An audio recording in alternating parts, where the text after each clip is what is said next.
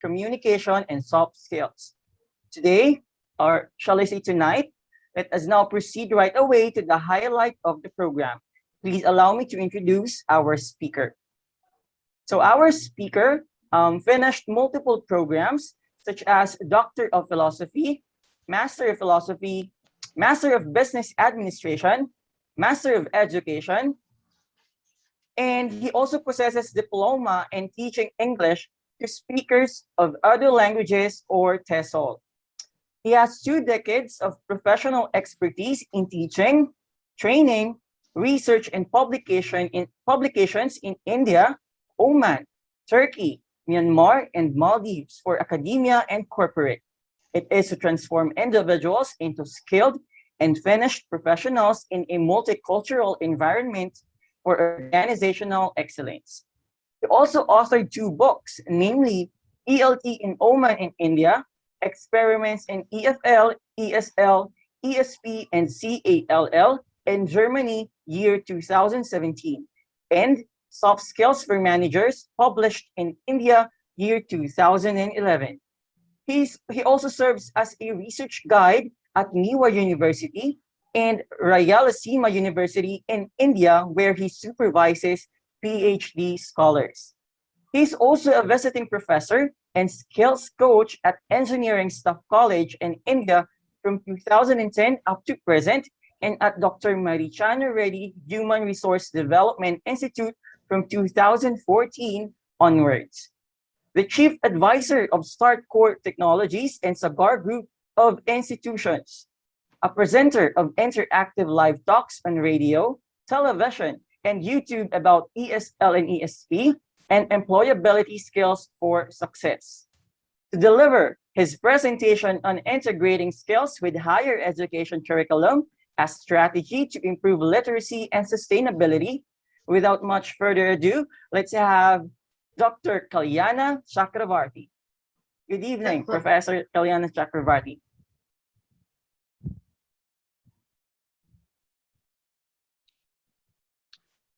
Good evening from India. This is 3:35 p.m. In the afternoon or evening, whatever you say. India, and it's a pleasant day. Thank you so much, Mr. Iron Rian Santiago, for such an excellent introduction. And I'm thankful to Dr. Jofrelin and many other colleagues of mine who were with me during my tenure at Oman. It's a great privilege today because I got an invitation from you guys, Gokul and PSHE. It's a great day for me, and I would like to share some of my views as per the topic given to me. May I share the screen, please?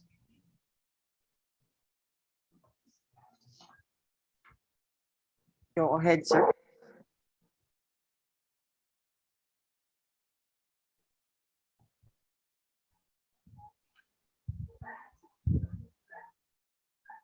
Is it visible clearly? Am I audible? Yes, sir. You may go ahead. Yes. How much time do I have, please?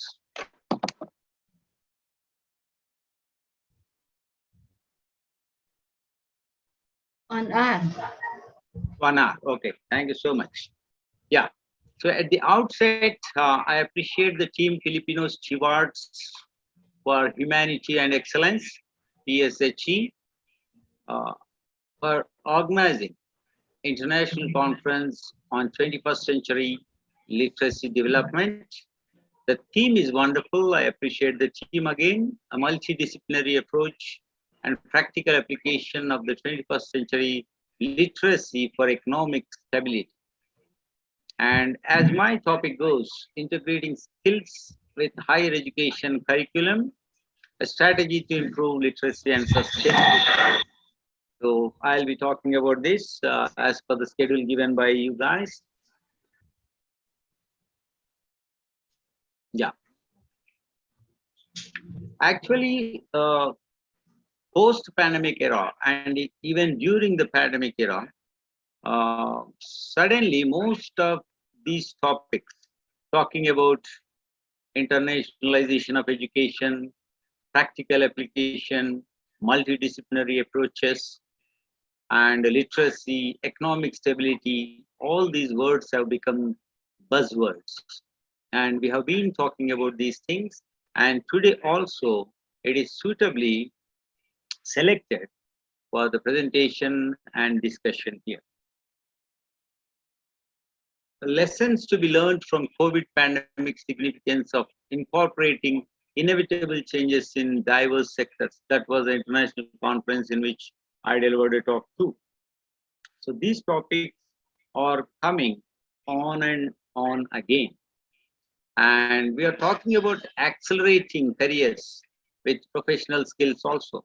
For example, Osmania University, Hyderabad, India, has conducted one training session for students of MBA, engineering, and various professional courses. In that also, I was talking about developing your ASK, attitude, skills, and knowledge, an expected package for the corporate.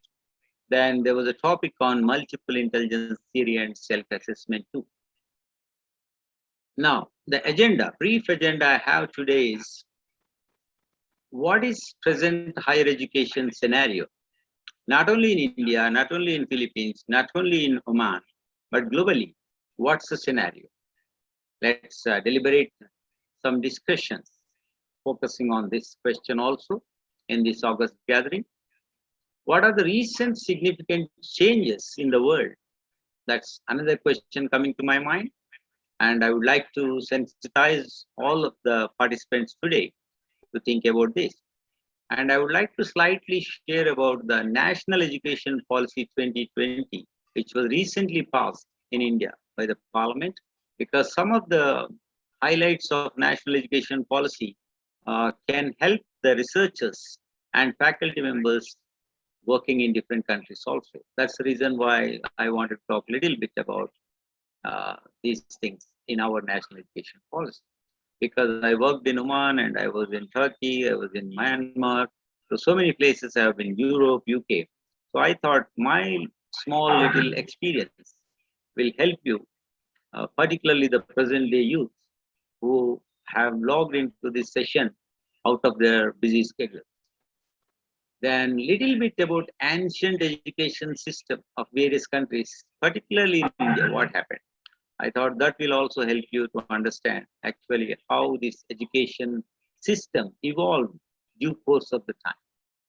Then we'll talk about what changes are inevitable in higher education. It boils down to higher education because we are talking about sustainability, economic growth, globalization, education, upskilling, so many things, sustainability, etc. Then finally, we'll talk about roadmaps for future. Let's go ahead with this brief agenda. I have looked into some newspapers and TV ads recently, and these two ads caught my eye. Focus on the left side of the screen where there is a garment shirt advertisement by Zodiac. It claims that this shirt kills 99% of the COVID-19 virus. And at the right side, you can see another famous textile brand talking about anti-corona fabric. And it claims 99.94% effective against coronavirus. Now, the question is, what consumers would like to buy? If a choice is given to the customers to buy one of these shirts, which one has the more possibility of getting bought? Can anybody answer, please? Let's make it a little interactive for the sake of live session. Anybody, any student, faculty, could you please answer? Which one would you like to buy? The left one or right one? I think I would buy the left one. Okay, great. Could you Professor? please say your name and place, please? Oh, I'm Dr. Deirit. I'm from the Philippines and I'm one of your panel reactors. Wonderful. Great. Great. Yes. Thanks for your response. And may I ask you, why do you prefer the red one, the left side? I mean, white shirt and the red background. Yeah, because it's okay, so this shirt kills 99% of the COVID-19 virus, no? So because this one it kills the virus, but the other one it's just it says it's effective against coronavirus. So Okay. the Okay. other one can kill it, but the other one is Just effective, right? Okay. sorry, That's great. it's effective for protection, but the other one it can kill Yeah, the directly. virus, So, right? I would yes. rather get something that would kill the virus rather than just a protection. Yes. Right. Agreed. So that's how consumer mentality goes. And the person who is designing this advertisement and writing this caption on the ad using very attractive numbers and very attractive terms, which comes under marketing communication. So there are great brains behind creating these ads, and there is a market survey to see what is the consumer mentality, buying mentality, for example, buying behavior. Then these campaigns are launched. Okay, the thing is, we are talking about sustainability, economic growth, and literacy. And behind these advertisements, or any profession for that matter, there is education, which is coming from various institutions across the globe. And what kind of education, what kind of skills, and what kind of knowledge, and what kind of literacy is being given to this world. That's what is the important thing we should be talking about in this segment. Okay, let's proceed. Thank you for the participation. Yeah. So a little bit about the transformation of industries 1.0 to 4.0. As most of you have read or heard somewhere, first industrial revolution started in 18th century. Then slowly we moved to first assembly line, Cincinnati slaughterhouses, 1870, beginning of 20th century. Then we moved up to 1969, first programmable logic controller, PLC, Midicon 084, beginning of the 1970s or 20th century. Then comes the fourth industrial revolution, which is atomization. Automation to autonomization. That's the shift. Today and the present time. Between this, there is fourth industrial revolution going on. And the day is not far when more machines, more technology, and more software is slowly going to encroach into human uh, world and our own personal lives. That's what is going to happen. It's already happening. You take Netflix, you take Amazon Prime, you take a mobile, everything. Earlier, entertainment used to be confined to the drawing room or the sit out where people used to sit down and watch television.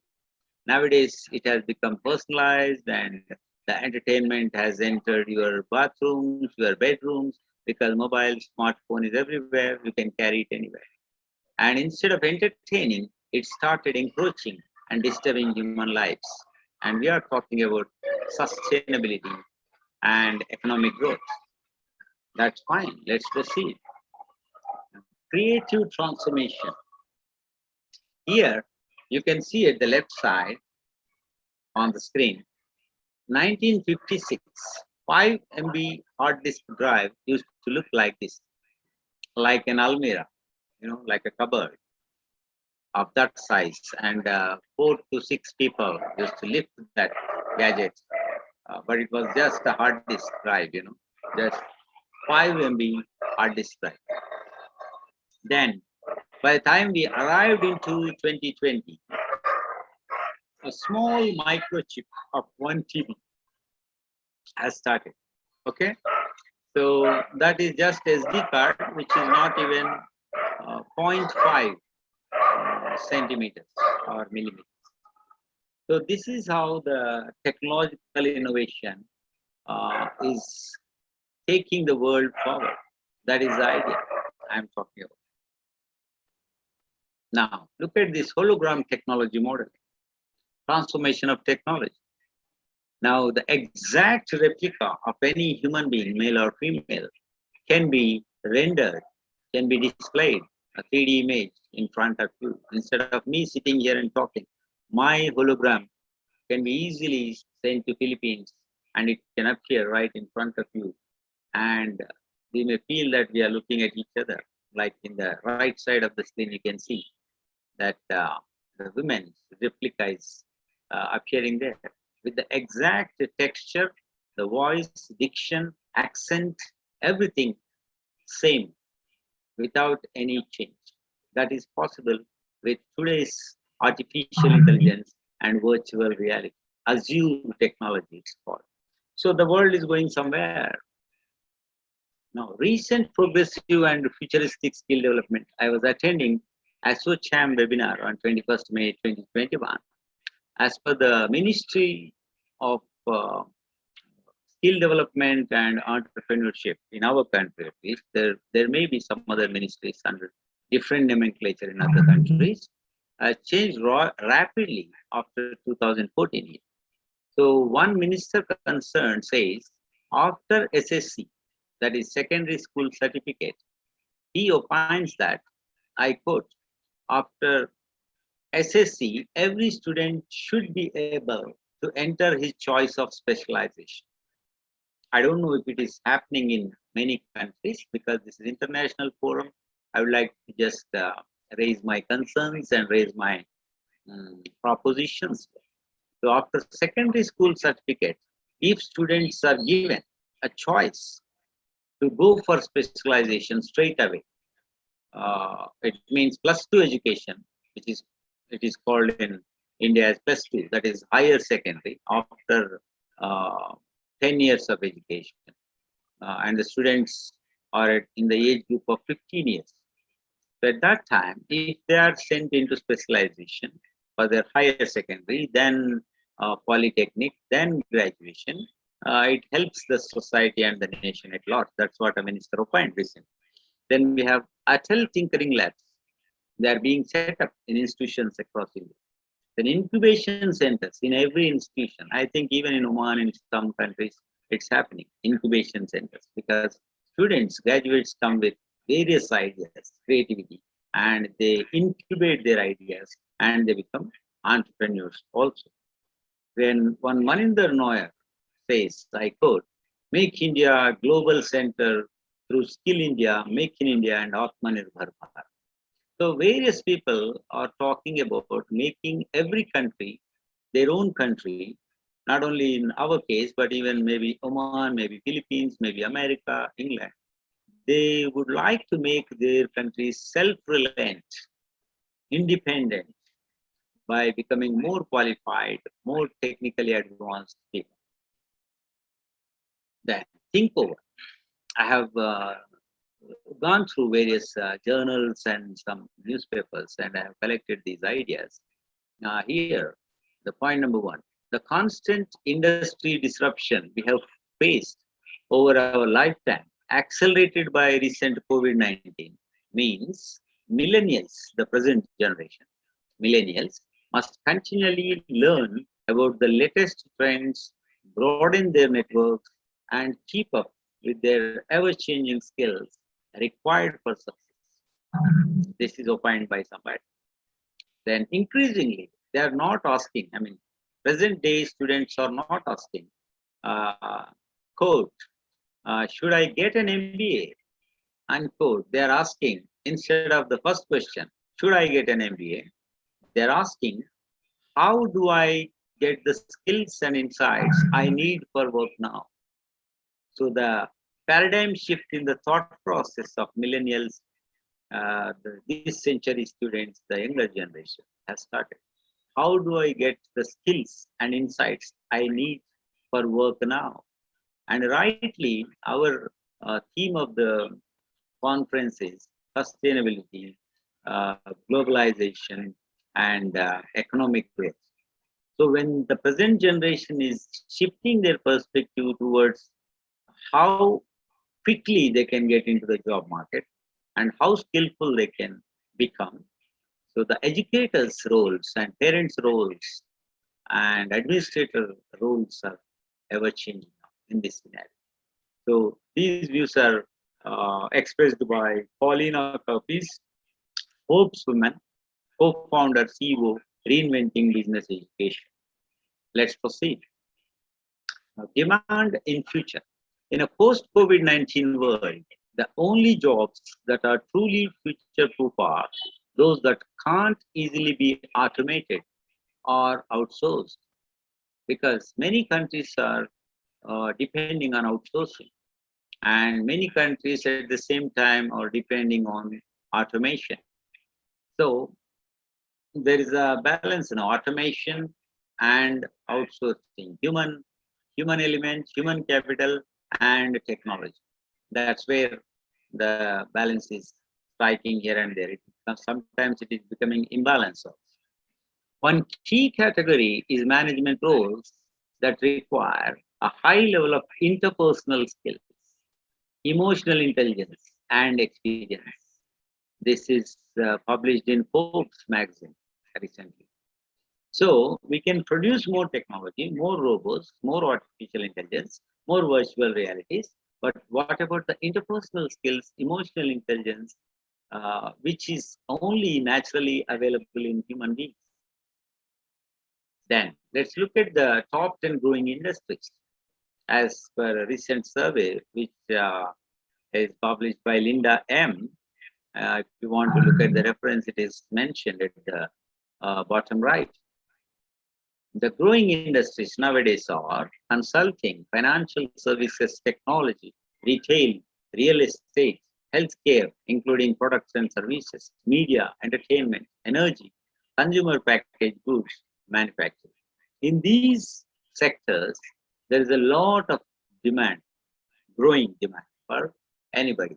So sustainability, economic growth is being focused on these sectors now.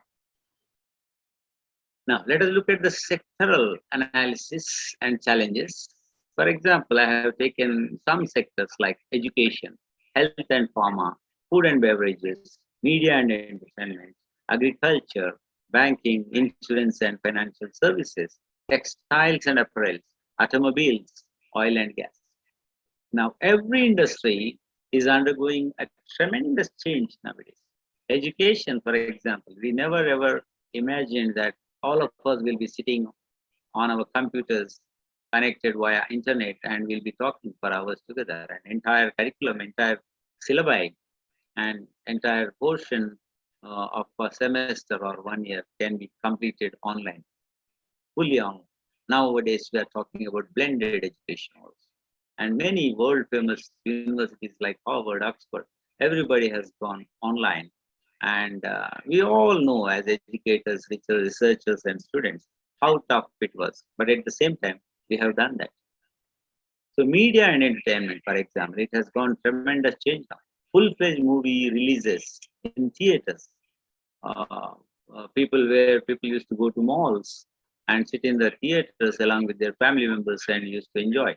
Now they are sitting relaxedly at on their sofa set and they are watching Netflix, Amazon, and other things. So things have changed. Agriculture has changed, mechanized, and banking, insurance, and financial services changed. More credit card usage, more health card usages, more plastic money, things like that. Textiles and apparels, I have shown you that ad, things are changing. Automobiles, from petrol to diesel to CNG to liquid nitrogen and hydrogen. So many other alternative fuels have come into the market.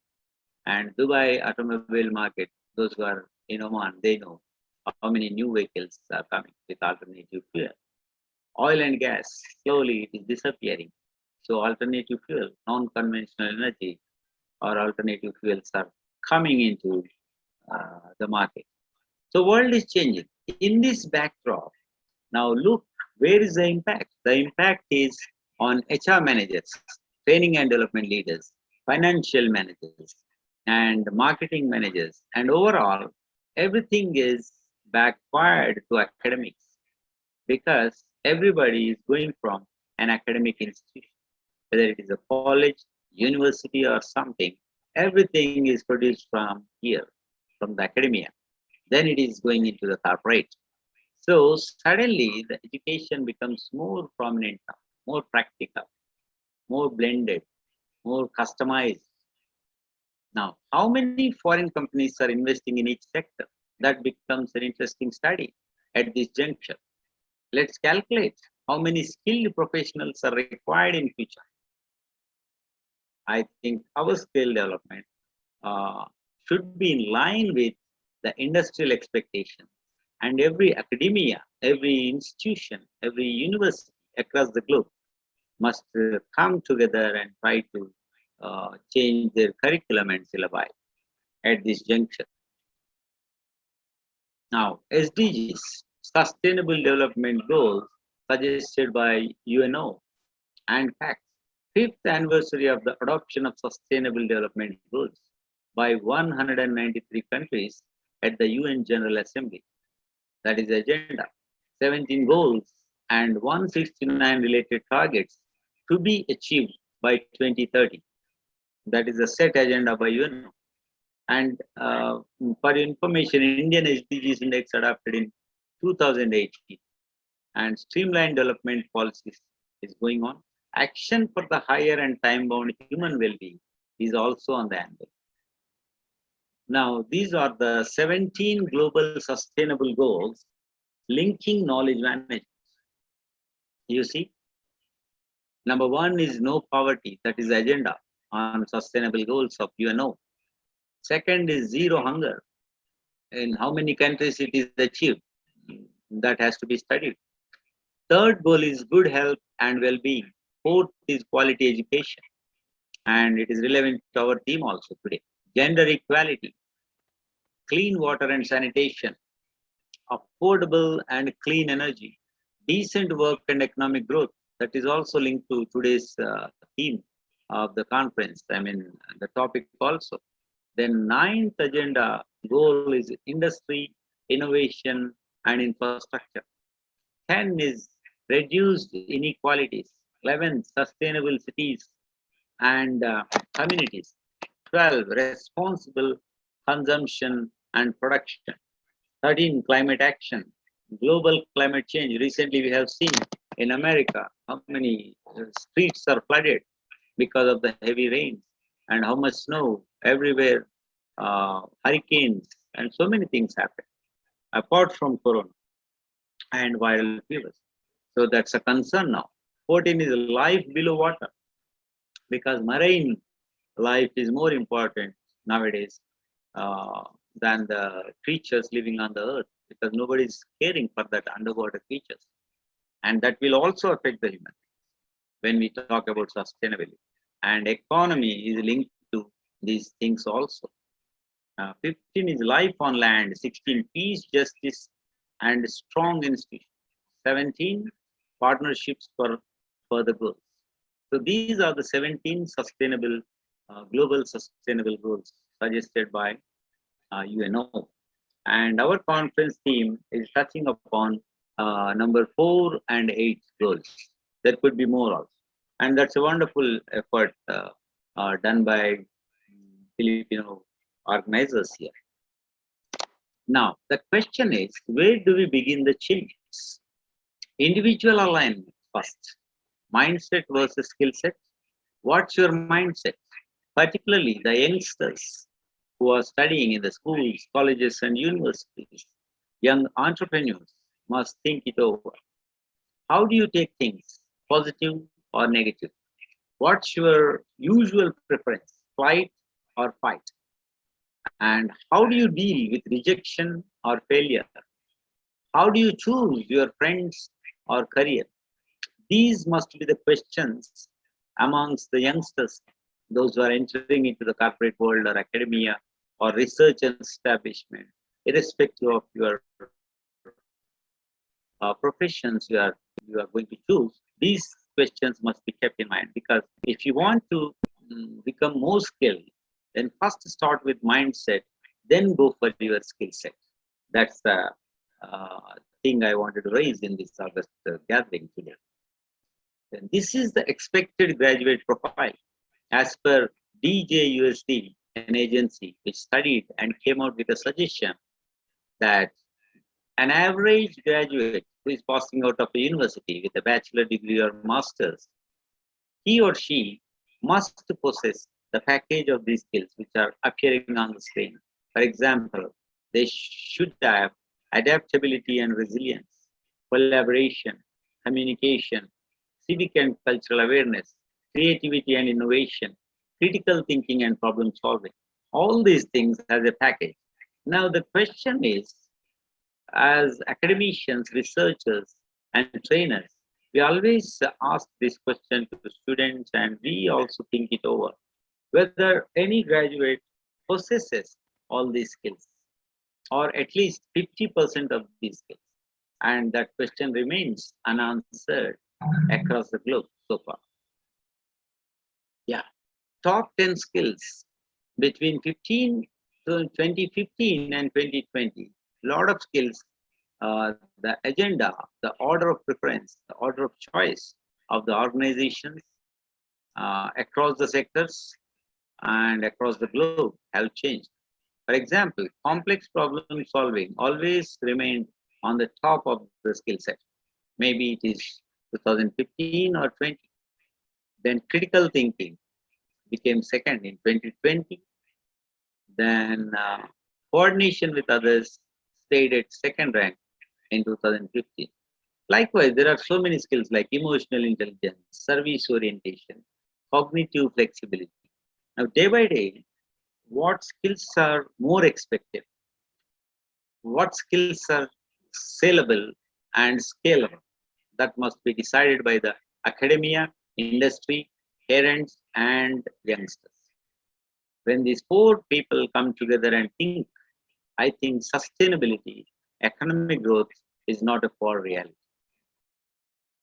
In, by 2022, World Economic Forum has suggested that by 2022, the left side, blue colored area, you can focus on it.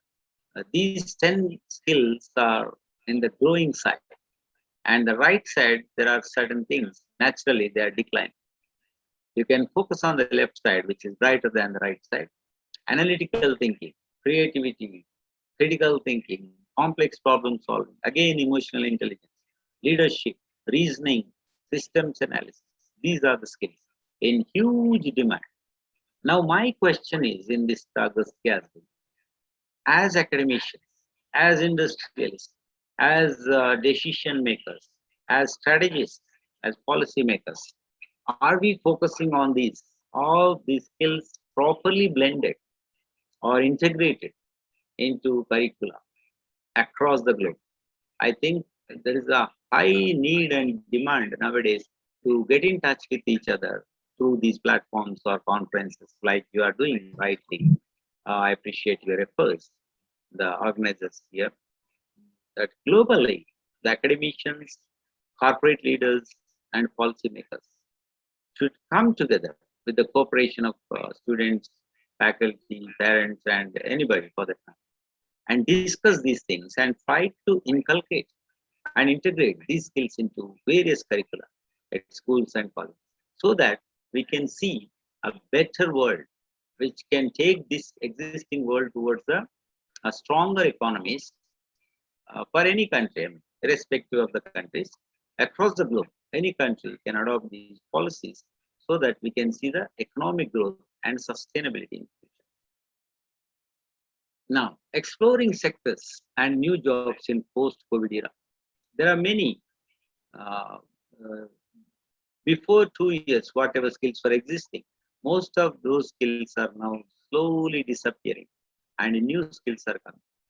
Now, you can see this Vasco da Gama in 1498, who came via sea route and he via Africa, around Africa he traveled and slowly towards Oman, then he came to Arabian Sea towards the Indian Ocean, and he reached Goa and Calicut. And it was a tough time, but he explored. And I think similar condition is now also. What after Corona? Another tough condition has come in front of the world because so many countries face the economic slowdown, economic downturn. Then turnaround strategies are thought of now by the corporates and academia also. So the mindset, initiative, courage, goal setting, timing, determination, sincerity, hard work, execution, success, and continuation. I think these are the skills which have to be imbibed and inculcated for the present generation. So these are some of the activities and uh, students that we interacted with in Oman and Turkey, where I had spent some time with international participants. Then recently in this pandemic, another important thing which I could do as a trainer, as a professor is, I trained the teachers of Myanmar. And unfortunately, recently Myanmar went under military coup. So internet is limited there. So nowadays we are unable to do. But Lisa Vance is a person who initiated from Canada, and she gathered actually. She talked to people, and she requested us to become volunteers. So from my country, India, I'm representing uh, my country, and I'm training voluntarily the teachers of. Okay, and for MMT Soul also, we have presented the efforts that we are doing. This is online training. Then I was talking about new education policy. I can't explain the whole national education policy of India now, but you can look at the bottom right yellow box here, where the cursor is rotating. Multidisciplinary education and research universities, MERUs, will be set up. This is one of the highlights of our education policy. I'm sure different countries are also adopting some new education policies now because it's a paradigm shift now. So that's what we are trying to do. And multidisciplinary education, as your theme of the conference is suggesting, multidisciplinary research and interdisciplinary courses are becoming very popular nowadays. I think these things will help us in sustaining uh, the economy and boost the economy. Now, the plight of the teachers, past, present, and future, is like this. From the darkness to future, in the journey from darkness to future, the teacher is stretching beyond limits, and heavy load is taken by the educators. Some cartoon I picked up from somewhere. So what I suggest is a blend of employability has to be achieved. If you are talking about sustainability and economic growth, I think we have to achieve the ASK, attitude, skills, and knowledge. That is the package expected everywhere now. And how we are going to do that, that becomes an agenda.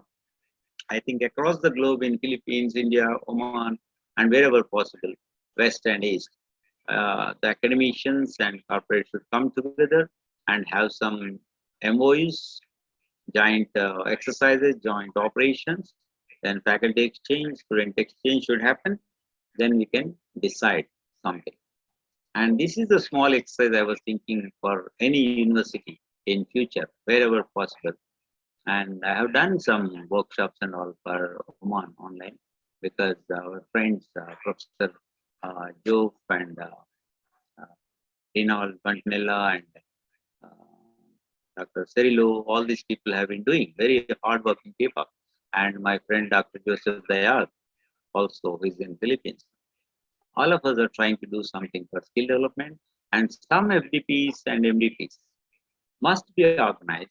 And if the world is opening up now, that's a good idea to visit, like Filipinos visiting India, Indians visiting Philippines, then Oman, whatever country, England or America.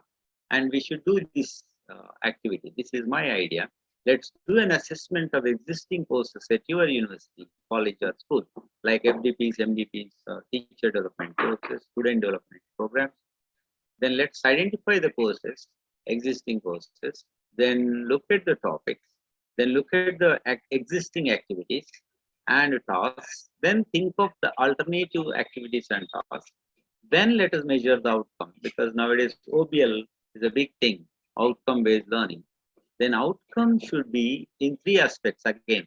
Outcome in terms of K, knowledge, outcome in terms of A, attitude, outcome in terms of skills, that is S. So the blend of ASK again. So outcome, if you measure only academically, that's not enough. Just knowledge measurement is not enough. There should be measurement of attitudinal change, behavioral change, and skill set upgradation also, which may not be happening across the world in different organizations. This is my idea. You can debate on that with me anytime. Okay. Now this is the model I was thinking of, because we are talking about sustainability and economic growth. I think human intelligence, artificial intelligence, skill development, industry academia tie-ups, empowerment of human capital, employment opportunities, and economic growth. These things become a cycle. And at the center, I kept decent work contributes to economic growth. Decent work, by decent work, I mean the employability for anybody who is little bit educated, right? And everybody must be able to earn some living, and our education should make them employable. That's how we are going to contribute to the economic growth. And basic is again education. This is the proposed model I just suggested in another global conference in April 21.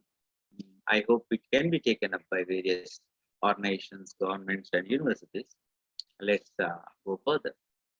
And this is one of the books I was going through, Educational Heritage of Ancient India. I'm sure in many countries, maybe Philippines, maybe Oman, maybe America, maybe England, some ancient wisdom is existing. I'm just mentioning this because there may be some good points in every culture, in every country, in every education system. And thousands of years ago, many universities were existing in India also. People used to come to India from various countries in search of knowledge. Like now we go towards London or towards America, or some of people go to Manila also in Philippines. That's famous business school is a Asian business school, something like that I heard in Manila. So in search of knowledge, people have been traveling. For example, Huet San traveled, a Chinese traveler from uh, somewhere, some valleys of China. He all the way came by walking or on a mule to India. And there's a cluster of universities you can see.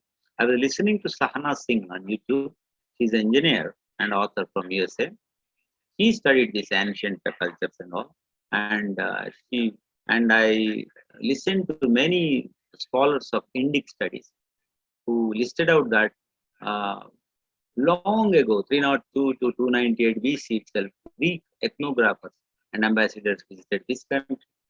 And Ptolemy uh, from Greece is a geographer. He also visited, and a Chinese Buddhist monk, Fahian, then Huatsang also visited. And there are so many relics of various world famous universities. Like in Greece also, when I visited Turkey, I happened to visit Ephesus, the Roman relics, where King Augustus and Titus were ruling. And there was goddess Artemis statue also, and a huge academic building kept over there, thousands of years. And when you look at India, 5,000 years ago, 10,000 years ago also, people were writing something. And if you have heard of political economy, in Sanskrit we call it Rajaniti Arthashastra by Kautilya, the great scholar, Chanakya. And those books are translated into English, and they were taken to famous business schools like Harvard and Oxford, where they have packaged it and they have made it in a different shape and presented it to all, and the whole world buys such ideas. So there is a need to study the roots of everything And I'm just showing the relics of Nalanda University. If anybody has visited India, you just look at the history. 15,000 students used to be there in those days, 3,000 years ago, 5,000 years ago. And 1,500 teachers used to be there. It means 1:10. That was a healthy ratio maintained thousands of years ago. And Huet Sang, Chinese traveler, visited this university, which is dilapidated now. And I think some of the Filipino friends visited India last year or before last year. They know very well. And these are the structures, complicated sculptures still existing, made way back 5,000 years or 10,000 years ago. Even with the modern equipment, engineering tools and gadgets, it is not easy to chisel or carve such things now, but it is existing. So are we proceeding further into the future, or are we still lagging behind comparing to these things? Look at the critical artwork. Even on pyramids, you might see certain things like this in Egypt, or maybe you can see on old churches of England or somewhere, the carvings and all. There is a great study one can take up actually by taking Fulbright scholarship or something. It's a lifelong study, studying various cultures and various sculptures. On the rooftop, these designs are existing in few temples of India, and maybe in Greek mythology also you may see, or Babylon also you can see, or England also you can see such things, maybe China, Japan. But a comprehensive history, a comprehensive study has to be done by educationists. This is one of the what you call wells designed thousands of years ago in Gujarat, Rajasthan, western part, and so many things. And there is a book called Journey Through India's Heritage. And if anybody is interested, any researcher, you can have a look at it. So that intercultural studies must take place. This is another 10,000-year-old book by some tribal somewhere, because I toured a lot and I see a lot. So I'm just sharing with international participants. And these are some Buddhist monasteries. On currency notes also these things appear in some countries like. And this is monolith actually. One single stone carved into a great monument. And I heard that the tourist guide was telling me this is not chiseled from bottom to top. It is chiseled from top to bottom. That's another marvel.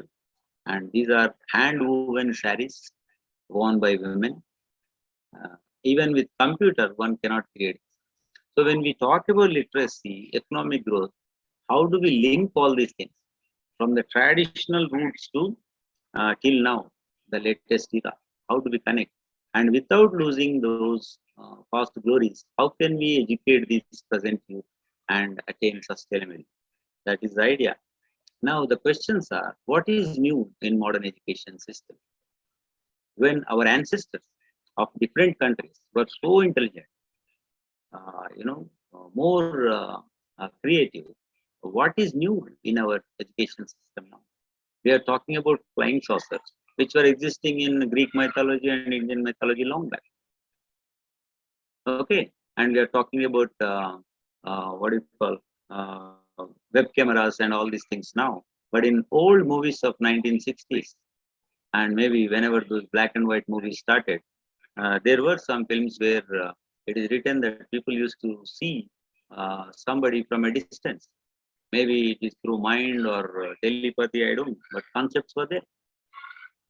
So these are the questions. Can we make some changes? What are the ways to achieve this? What are our contributions and responsibilities? Social media, is it a gain or pain?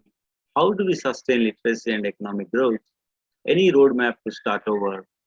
What are some of the experiments I have done in skill development?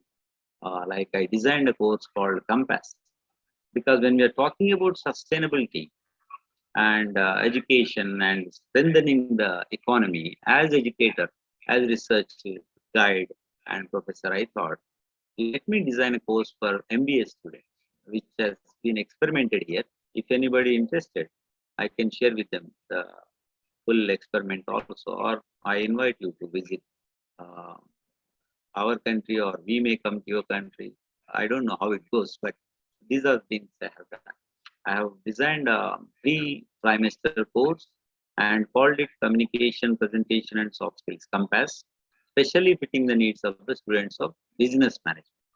And assessment is very simple. They are evaluated through class participation, presentations, GDs, performance, mock interviews, and portfolio search. Then business communication is going on since 2008 to 14, then 19 to 21. Then life skills program is also going on. As educators, as trainers, we have been trying our level best to create this sustainably and to create or produce skilled manpower, which can be utilized for any country. That's what we have been doing. I think that through that, the economic growth is expected. And these are some of the activities we have done with students. Still, we are doing, and in any country, it can be done. It is activity-based learning, contributing to the economy, of course, because all these skilled people are going and joining in the industries and working hard, and production is high, GDP is high, so economic growth is possible through education. So, with the team of faculty members, we have been doing this, and recently, yesterday and day before yesterday, I have taken the team of scientists who are working for defense here. I have taken them into fields, rural fields, as part of outreach program, and showed them how turmeric plants are grown here, and how paddy is grown, how sugarcane is grown. All these things I have shown them, and they felt very happy because scientists, they are confined to their labs, like IT labs or any chemistry labs. They have never seen the field in their life, but I have taken them into that nature. So these are the activities going, and 2 batches we have completed with outbound training and inbound training. Now they are going on. So shall we apply our brains here as a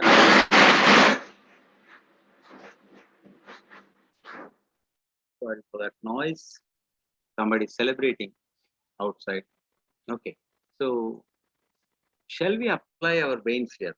My observation so far in different societies, different cultures in Europe, Middle East, Azerbaijan, Turkey, and I spent a lot of time with our friends, Filipinos in Oman, then Sudanese, Egyptians, Arabs. So I'm thinking, let us compare the existing knowledge, wisdom, skills with any other country in the world.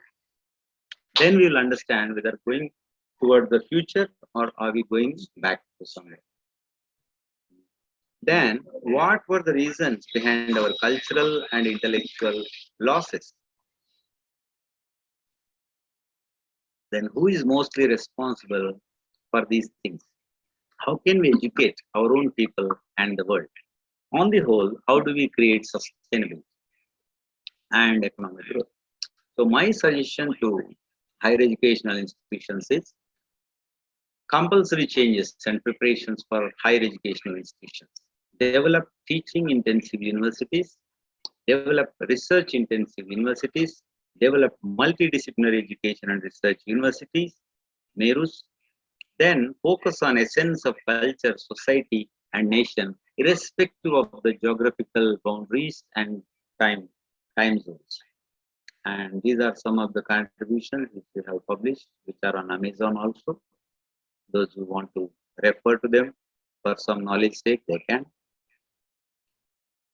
And these are the things actually I want to share with you as part of my integrating skills with higher education curriculum, a strategy to improve literacy and sustainability. And I thank the organizers for giving me this wonderful opportunity to share my views and share part of our history, our culture, our knowledge and skills, sensitizing the participants and those who want to do some research or interdisciplinary research, multidisciplinary research, you are welcome. And our contact details are here, and I'm sure your organizers will help you in creating a more sustainable development in terms of knowledge, skills, and attitude by collaborating with each other.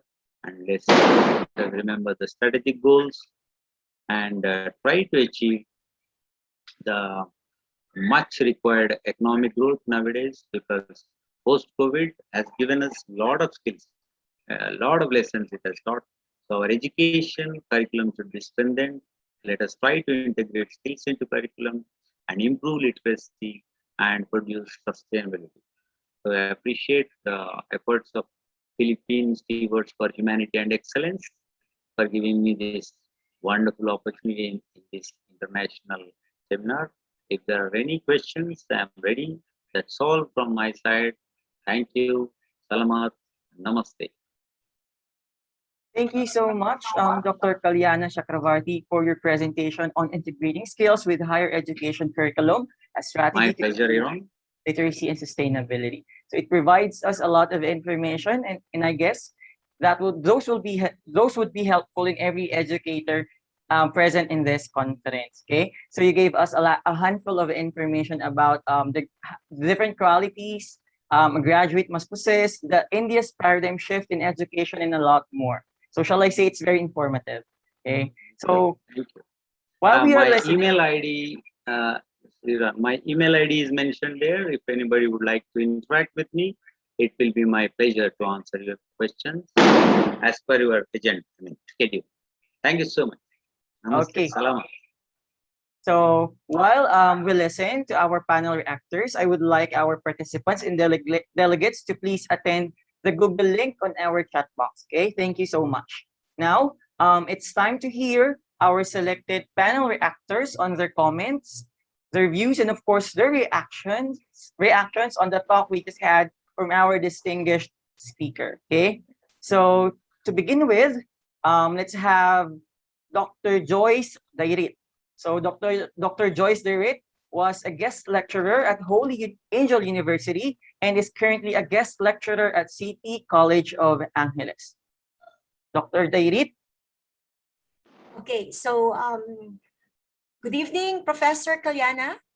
Good evening. Good evening. And, everyone. For the information of everyone, I am still a guest lecturer at Holy Angel University and at the same time at the City College of Angeles. Okay, so your sharing is very insightful, especially Professor Kalyana, when you made mention about the history of India, because I believe that through history, we can learn how past societies, systems, ideologies, governments, culture, and technologies were built. So how they operate and how they have changed through the years. And all of this knowledge makes us more rounded people, where we can all be better prepared in our future. So, and also history matters because it helps individuals and societies to understand why our societies are the way we are today. And of course, your topic is about sustainability, and when you talk about sustainability, it means that it's meeting our needs, our current needs, without compromising the ability of future generations to meet their own needs. And at the same time, we need skills and knowledge.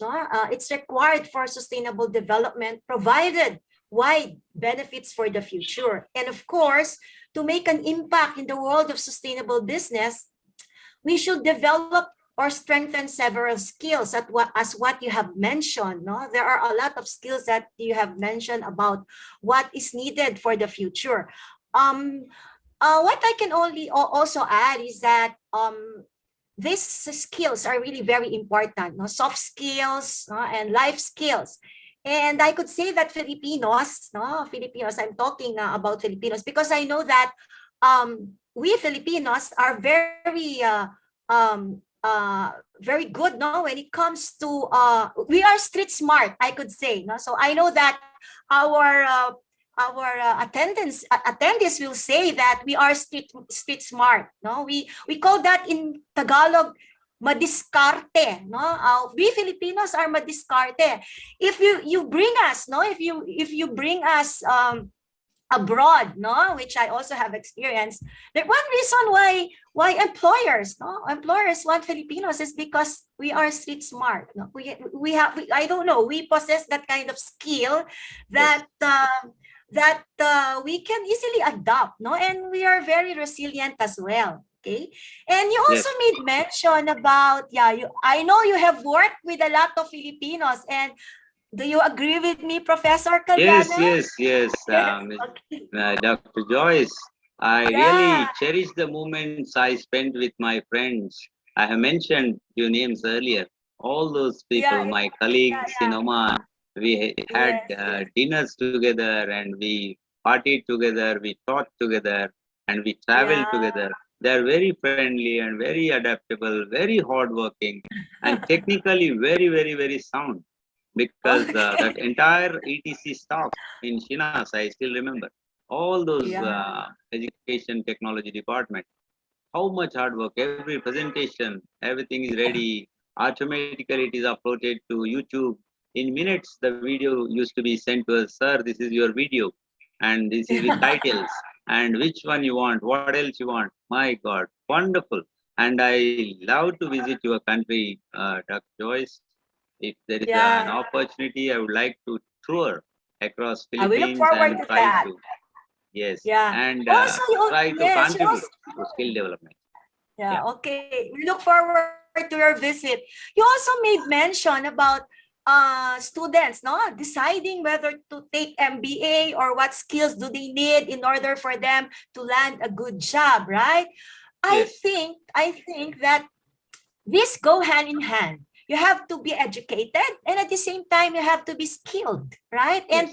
And not only skills that are for you to land a job, but of course soft skills and life skills, as what I have mentioned. And at the same time, um you have to really try to upskill yourself, because people are saying that, or a lot of people are saying that we are already in the digital world, and soon no humans will not be used, we don't have any use anymore. But I think that is very wrong, no, Yes. because Yes. I know that we just need to continue, no, to continue educating ourselves, to continue upskilling ourselves, no. So I think what you shared is really very insightful, no. And you also made mention on the last part of your presentation about research, no? and Yes. and Yes. this is very important, right?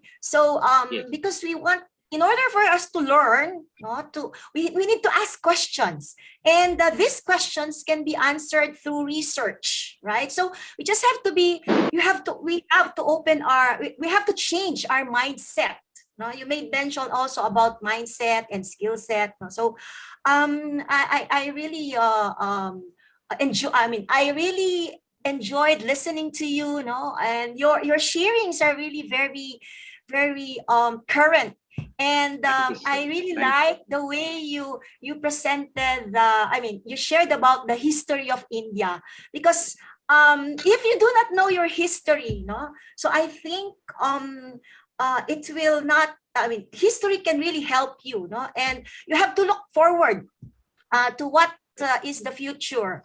And I know that if you know, no, that you can really share, no, about things like this, no. And I also am happy that you joined us, no, for Yes. this presentation. Thank you, Dr. Professor Welcome. Kalyana, I would for like to for your mention my special sharing. thanks to Professor Jocelyn, who has been talking to me and interacting with me, and my friend Joseph Dayar, Dr. Silo, Dr. Yes. Ray Fontinello, all these people, and many. There is Emma Bondal and Maureen, so many other colleagues. Nowadays, I am in India. We are unable to meet, but still, all of them are in my heart. And one more thing for Filipinos, those who know, don't know, that there is a famous award given Mm-mm. by Philippines government every year, which is Uh-huh. called Raman Magsaysay Award. Okay. You must have heard. That is given to outstanding Indians, and Oh. globally also your Filipino government gives. And there are Oh. 3, 4 people in India who won that award from Philippines, Uh-huh. and that's so kind, generous gesture from Philippines government. Raman Magsaysay Award that is given for Oh, excellence okay. in some field. For many countries, your government gives. I don't know how many Filipinos know about it. I just thought it should be mentioned, thankfully. Thank you Yeah. so much for And interaction. yeah, for my last Any questions, words, no? please? Yeah. Like for example, what's happening now with this global pandemic. If you're going to look at it in a positive way, this would not happen. This conference would not happen, no? Yes. If Yes. if there was no global pandemic, looking at it in a positive way, no? So we adapted, no, to this kind of we did something positive out of this pandemic by having this conference. For that, Yes, thank you again, definitely. Professor Kalyana. Welcome. I think pandemic has made us come together face to face, though digitally, but it has given us an occasion to meet globally people, and the global boundaries have shrunken now. It has become a compact and small world now, digitally connected.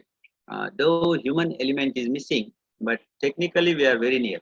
Now there is no boundary between the countries. Only artificial boundaries are there. Through Zoom, Microsoft Teams, or whatever it may be, we can connect to anybody, anywhere, and we can talk to them. So thank you so much for organizing such wonderful team, and for bringing all these people together. On a lazy Sunday, you have activated everybody actually on this holiday. Okay. Thank you. So